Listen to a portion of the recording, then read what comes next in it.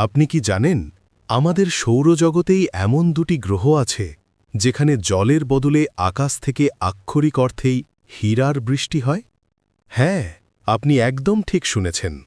বিজ্ঞানীদের মতে শনি এবং বৃহস্পতি গ্রহের সত্যিই ডায়মন্ড বা হীরার বৃষ্টি হয়।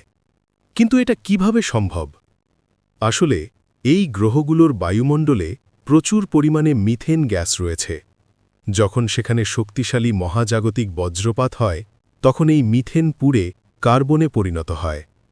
আর এই কার্বনের টুকরোগুলো যখন গ্রহের গভীরে নিচের দিকে নামতে থাকে তখন প্রচণ্ড বায়ুমণ্ডলীয় চাপ এবং তাপমাত্রার কারণে তা শক্ত হয়ে প্রথমে গ্রাফাইট এবং শেষ পর্যন্ত চকচকে হীরা বা ডায়মন্ডে পরিণত হয়।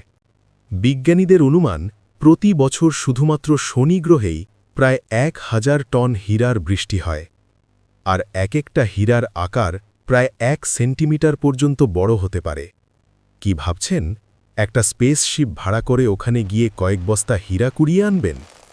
এমন আরও অজানা ও রোমাঞ্চকর বৈজ্ঞানিক তথ্য জানতে এখনই ভিডিওটিতে লাইক দিন এবং চ্যানেলটি সাবস্ক্রাইব করুন।